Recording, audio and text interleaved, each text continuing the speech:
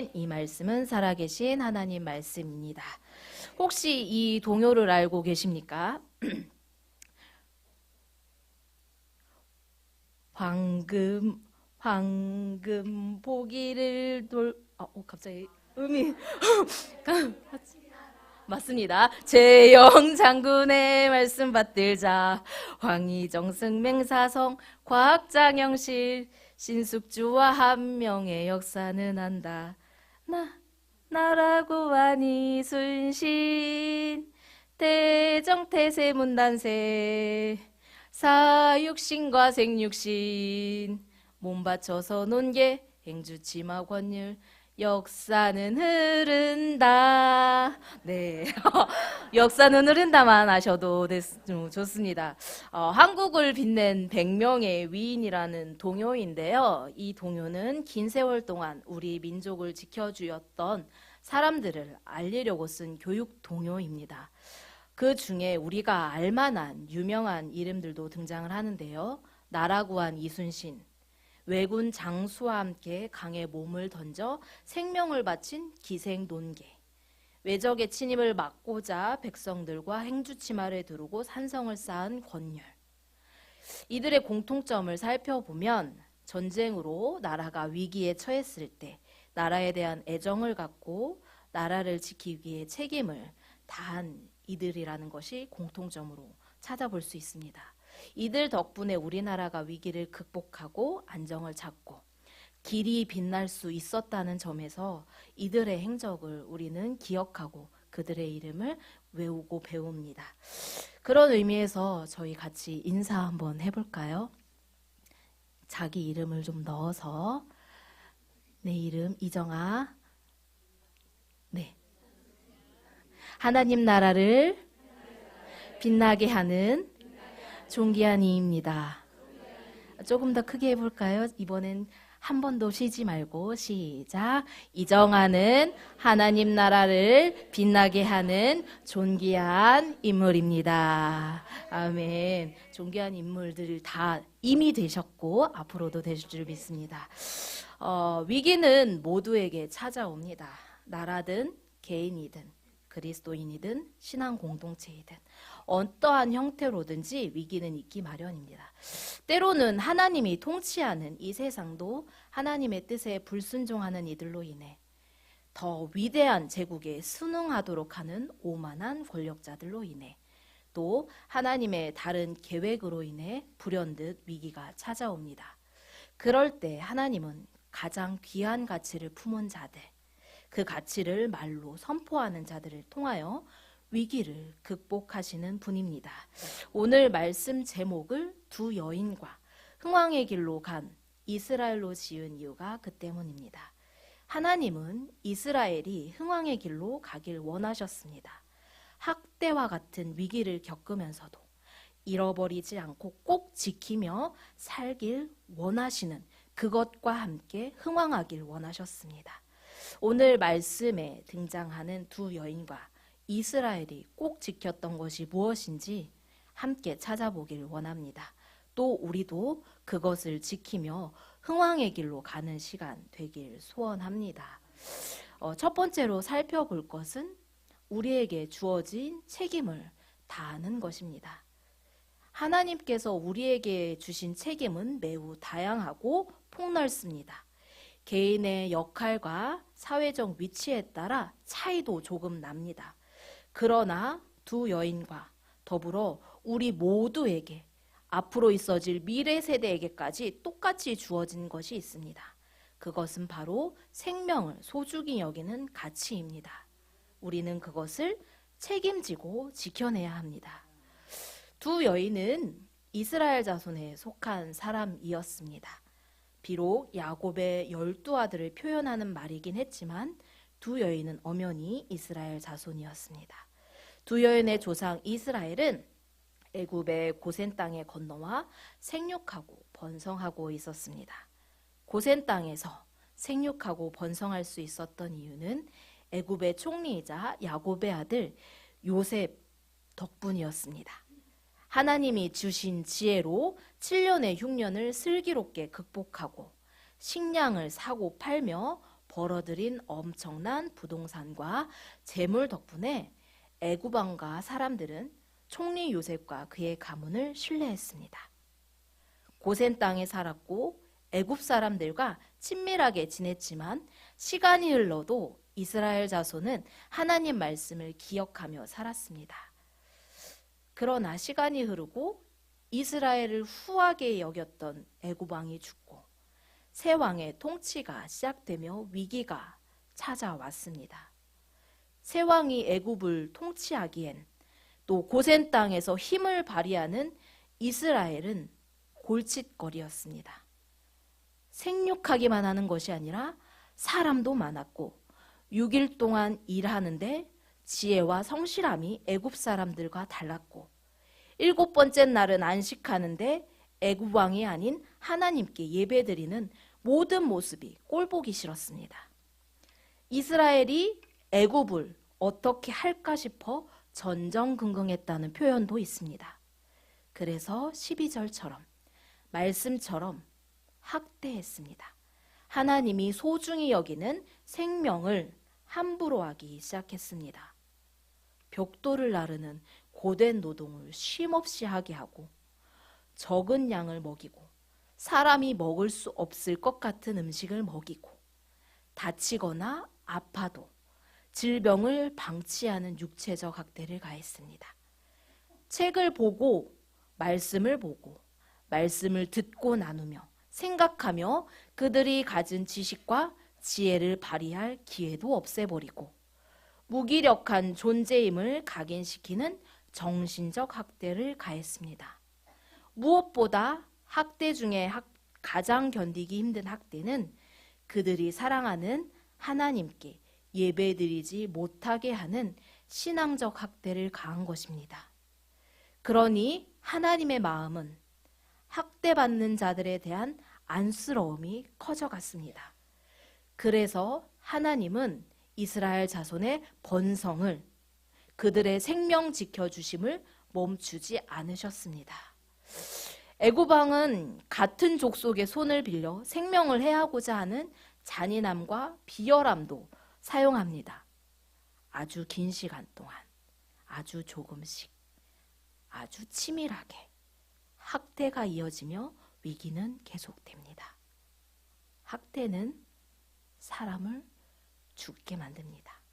학대가 심해지면 이스라엘 자손이 줄어들 줄 알았지만 그렇지 않았습니다. 오히려 하나님은 그들을 강하게 하셨습니다. 하나님은 여전히 생명을 지키기 위해 주어진 책임을 다하고 계셨습니다. 우리가 알지 못해도 환경이 달라져도 학대가 심해도 여전히 잃어버리지 않고 꼭 지키며 기억해야 할 생명을 소중하게 여기며 신앙 공동체를 지키셨습니다. 하나님은 우리로 하여금 애굽이 행하는 그 어떤 우매함보다 압제보다 하나님의 택한 백성을 소중히 여기시는 분을 오늘 말씀을 통해 깨닫게 됩니다. 이 가치에 정면으로 도전하는 중대한 사건이 하나 발생합니다. 애굽 왕이 히브리 산파이자 오늘 말씀 제목에 언급되는 두 여인, 이스라엘 자손인 두 여인 시브라와 부하를 불러 남자아이를 죽이라고 명령한 사건입니다. 애굽 왕이 생각하기에 시브라와 부하를 불러서 남자아이들의 생명을 빼앗는 것만큼 이스라엘의 대를 끊어 번성을 막는 것이 가장 확실한 방법임을 확신했기 때문입니다. 그런데 성경은 이 애굽 왕의 제동에도 확신에도 제동을 겁니다. 두 여인이 17절 하나님을 두려워했다고 말씀하고 있기 때문입니다. 산파들이 하나님을 두려워한다는 말은 단순히 감정적인 무서움을 뜻하는 것은 아닙니다. 산파들이 하나님을 두려워한다는 말은 하나님이 생명의 주관자이심을 알고 믿는 것입니다. 생명의 주관자가 아이 죽이는 것을 싫어하는 걸 알고 있는 것입니다. 하나님은 이스라엘 자손이 학대받을 동안에도 변함없이 우리들의 생명, 내 생명, 내 가족의 생명을 보존해 주고 계셨던 분이심을 깊이 깨달은 상태였다는 것입니다. 하나님을 경외하지 않는 애구방의 말에 따르지 못하게 두 여인의 마음을 꽉 잡고 계셨다는 말입니다. 이제 하나님은 혼자서 이스라엘 자손을 생명을 지키지 않으셨습니다. 두 여인과 더불어 하나님이 지켜야 할 생명을 완벽히 책임지고 계셨으니 우리가 기대할 것은 한 가지입니다. 시브라와 부하가 여자아이는 살리고 남자아이를 죽이라는 애구방 말에 동조하지 않는 것. 이 사실을 안 왕이 가만히 있었을까요? 그렇지 않습니다.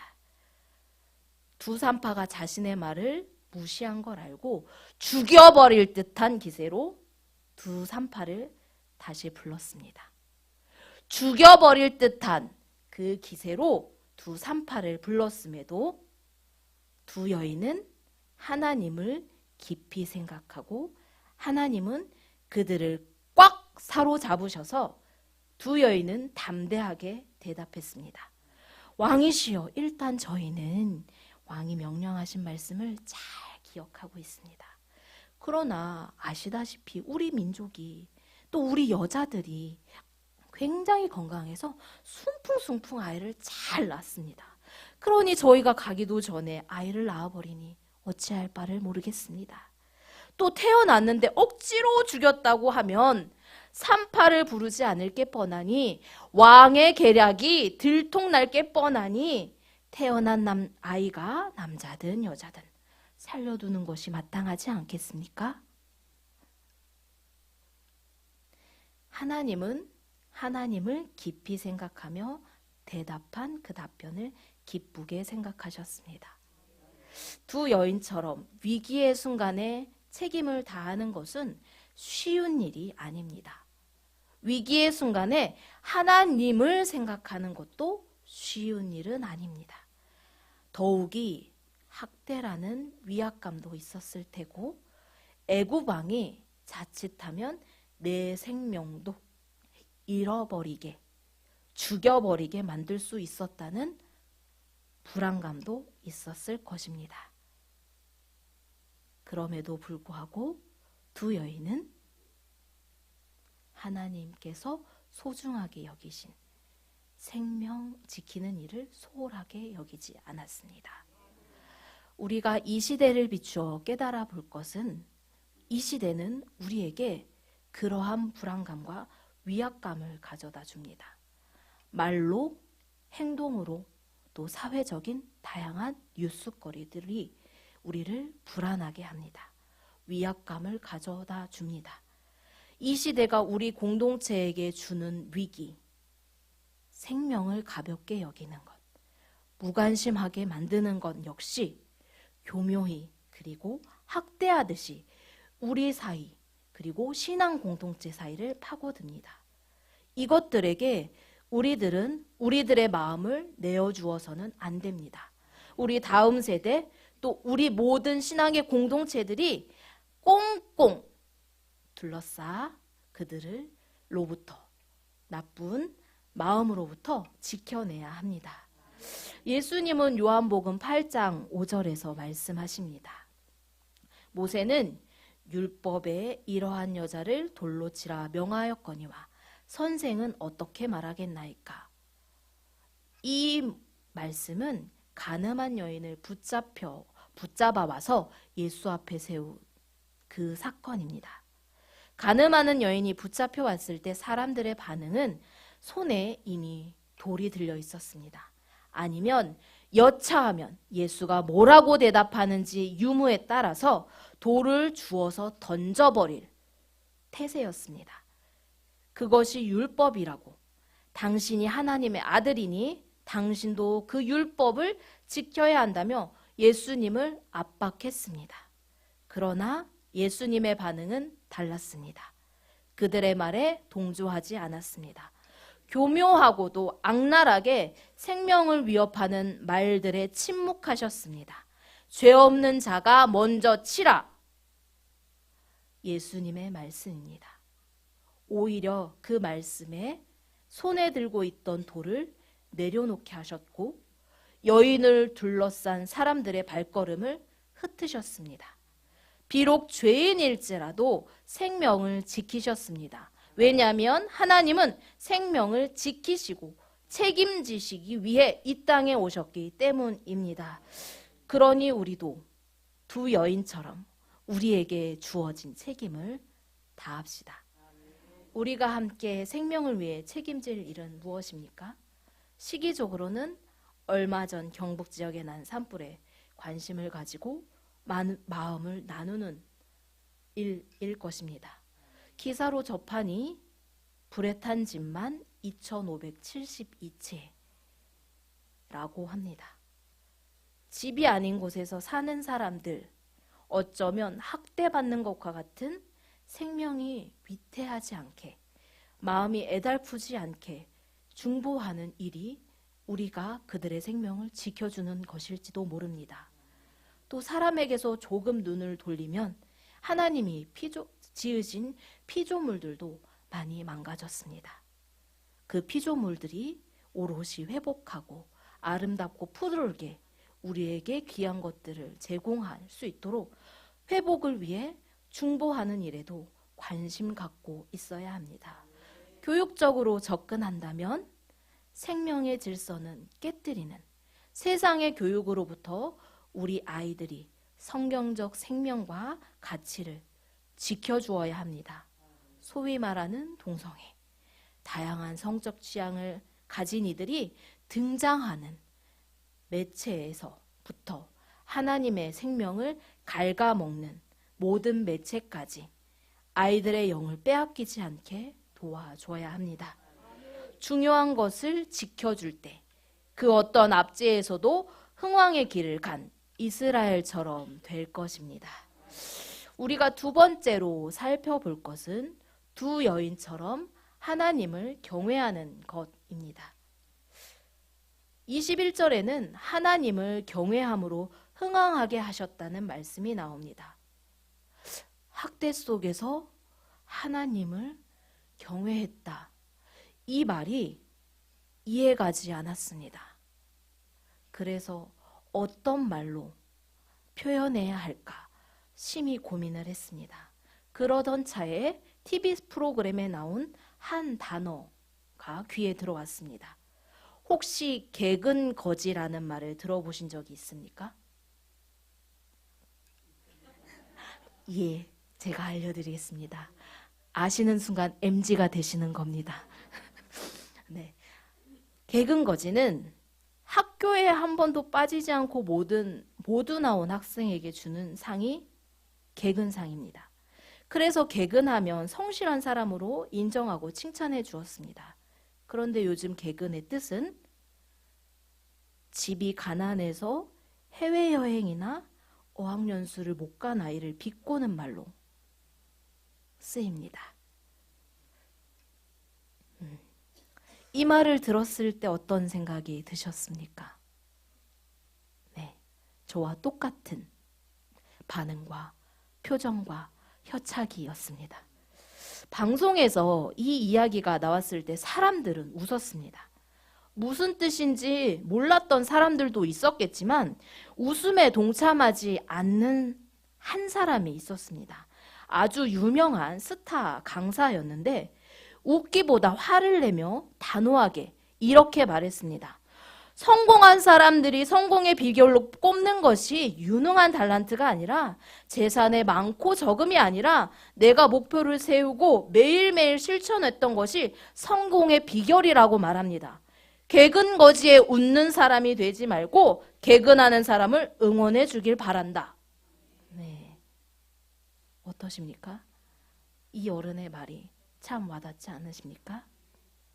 이 말을 들으며 학대의 상황 속에서 이스라엘 자손 두 여인이 경외했다는 것이 무슨 뜻일까 어렴풋이 깨달을 수 있었습니다. 아주 어렴풋이 애굽에 가진 조롱, 언어의 조롱, 신앙의 조롱, 정서적 조롱, 육체적 조롱. 애굽에 가진 조롱에도 하나님을 버리라고 말해도 버리지 않고, 하나님의 이름을 망령되이 일컬을 때도 하나님의 이름을 높여 부르는 마음. 노예여서 마음대로 하나님께 예배드리지 못하는 상황일지라도 원망보다 언젠간 반드시 이 압제에서 벗어나게 해주실 것이라는 믿음을, 소망을 품는 것이 경외임을 어렴풋이 깨달았습니다. 우리가 생각하기에 이런 게 경외야? 라고 할 만큼 하나님을 향한 작은 고백들이 모여 경외를 이룬다는 것이 진리이고 사실입니다. 왜냐하면 하나님은 우리의 마음을 헤아리시는 전능하신 하나님이시기 때문입니다. 그러니 두 여인과 그들의 가정이 보여준 모습에 하나님을 경외하였으므로 하나님이 그들의 집을 흥왕하신 것이 마땅하지 않겠습니까? 오늘 말씀을 마무리 지으며 이 찬양의 가사로 말씀을 좀 마무리 지어보려고 합니다. 우리가 아주 오래전부터 불러온 오늘 이 하루도 라는 찬양의 가사입니다. 이 찬양을 바라보면 하루하루에 대한 일정들, 그런데 그 일정들 가운데 내가 하나님 앞에 어떻게 살았는지, 얼마만큼 사랑을 담아 살았는지, 또 어떻게 원망하며 살았는지가 나옵니다. 2절의 가사, 내게 주어진 하루를 감사합니다. 내게 또 하루를 허락하심을, 즐거운 일이든 혹 슬픈 일이든 감사드립니다. 비록 이 하루가 나를 울린다 해도 원망의 마음 품지 않을 이유는 나의 주님이 이 모든 일을 주관하셔서 선을 이루심이라. 이 하루도 평화롭게 하소서, 이 하루도 강건하게 하소서, 험한 폭풍이 몰아치는 중에도 평강을 누리게 하소서, 이 하루도 성실하게 하소서, 이 하루도 순종하게 하소서, 나의 마음을 아프게 만드는 이들에게 은총을 베풀게 하소서. 찬양의 가사가 어떻습니까? 하나님을 경외하는 것이 어떤 것인지 느껴지십니까? 주어진 책임을 다한 자가 누리는 것이 흥왕입니다. 또 하나님을 경외하는 자가 누려야 하는 것이 흥왕입니다. 그래서 두 여인과 그들의 집은 흥왕의 길로 갔습니다. 산파들이 속한 집안, 곧 이스라엘. 하나님은 그렇게 흥왕의 길로 이스라엘을 이끄셨습니다. 오늘 이 자리에 있는 저와 여러분, 그리고 우리 오산교회와 한국교회가 하나님을 경외하고 또 하나님께서 소중히 여기라고 말씀하신 생명을 잘 지키며 살아갈 때 우리에게 또 이 땅 가운데 하나님께서 흥왕의 길로 이끌어 주실 것을 믿으며 함께 찬양하시겠습니다.